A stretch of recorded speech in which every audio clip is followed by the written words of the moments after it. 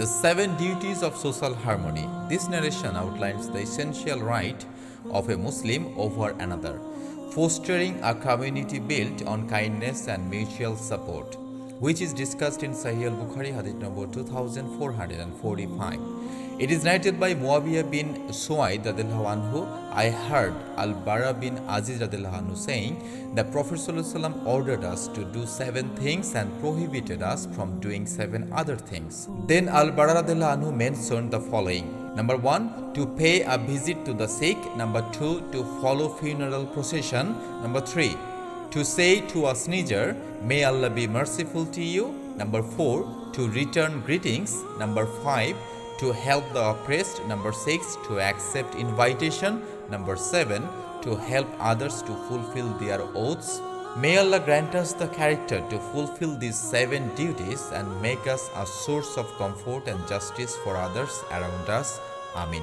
Jazakallahu khairan. The strength of unity and structure of faith.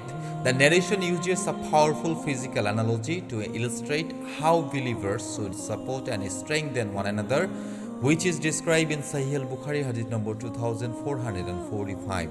It is narrated by Abu Musa radiallahu anhu. The Prophet ﷺ then clasped his hand with fingers interlaced with saying that, may Allah make us like a solid building standing firm together and support our brothers and sisters in faith. Amin. Jazakallahu khairan. The terrifying consequence of injustice. This narration warns that every act of oppression committed in this world will manifest as physical and spiritual darkness for the oppressed in the hereafter. This is stated in Sahih al-Bukhari hadith number 2447. It is narrated by Ibn Umar radiallahu anhu. The Prophet ﷺ said, oppression will be a darkness on the day of the resurrection. May Allah protect us from being among the oppressor and eliminate. May Allah protect us from being among the oppressor. Amin. Jazakallahu khairan. The unstoppable prayer of the wronged. This narration contains a stern warning from the Prophet ﷺ regarding the power of the plea made by an oppressed person, which is stated in Sahih al-Bukhari hadith number 2448. It is narrated by Ibn Abbas radiallahu anhu. The Prophet ﷺ sent Muad to Yemen and said, be afraid from the curse of the oppressed, as there is no screen between his invocation and Allah. May Allah protect us from committing any act of injustice and keep us among those who uphold the rights of others. Amin. Jazakallahu khairan. The ultimate clearing of accounts. This narration emphasizes the critical importance of seeking forgiveness, which is described in Sahih al-Bukhari hadith number 2449. It is narrated by Abu Hurairah radiallahu anhu.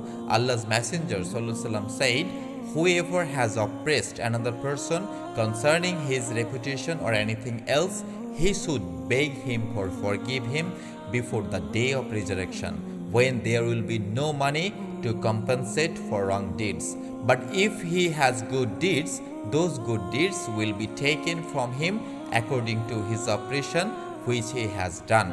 And if he has no good deeds, the sins of the oppressed person will be loaded on him. May Allah grant us the humility to rectify our mistakes today and save us from being bankrupt of good deeds on the day of the resurrection. Amin. Jazakallahu khairan. A stern warning against the land grabbing. This narration highlights the severe spiritual and physical consequences for those who unjustly take property that does not belong to them. This is stated in Sahih al-Bukhari hadith number 2455. It is narrated by Said bin Zaid radiallahu anhu. Allah's Messenger sallallahu alaihi wasallam said, whoever usurps the land of somebody unjustly, his neck will be encircled with it down the 7 earths on the day of the resurrection.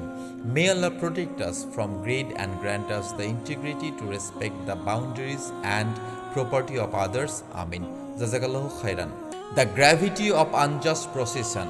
This narration serves as a powerful reminder from the Aisha radiallahu anha regarding the severe spiritual consequences of even the smallest act of land usurpation, which is discussed in Sahih al-Bukhari hadith number 2453. It is narrated by Abu Salama radiallahu anhu that there was a dispute between him and some people about a piece of land. When he told Aisha radiallahu anha about it, she said, "O Abu Salama, avoid taking the land unjustly." For the Prophet ﷺ said, "Whoever usurps even one span of the land of somebody, his neck will be encircled with it down the seven earth." May Allah grant us contentment with what is rightfully ours and protect us from the infringing upon the rights of others. Amin. Jazakallahu khairan. The danger of persistent quarrelsome nature.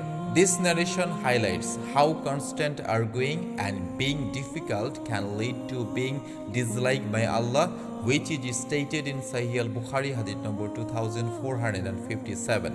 It is narrated by Aisha radiallahu anha. The Prophet ﷺ said, "The most hated person in the sight of Allah is the most quarrelsome person." May Allah soften our hearts, grant us a gentle nature, and protect us from being among those who thrive on conflict. Amin. Jazakallahu khairan. The sign of hypocrite.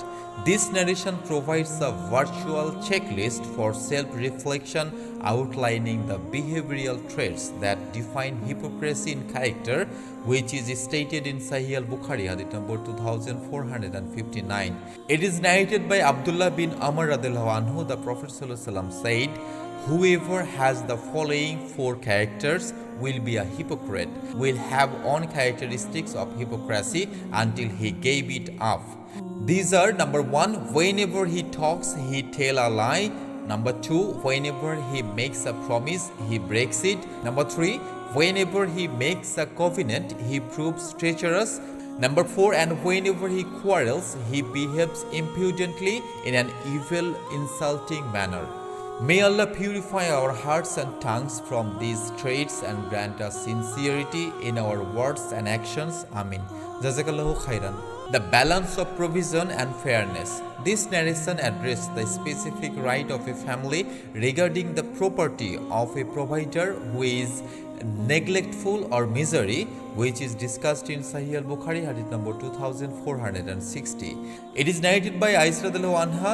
Hind bin Utbah radiallahu anha came and said, "O Allah's Messenger sallallahu alaihi wasallam, Abu Sufyan is a miser. Is there any harm if I spend something from his property for our children?" He said, "There is no harm for you if you feed them from it justly and reasonably, with no extravagance." May Allah grant us the wisdom in managing our household affairs and balance to be both generous and just. Amin. Jazakallahu khairan.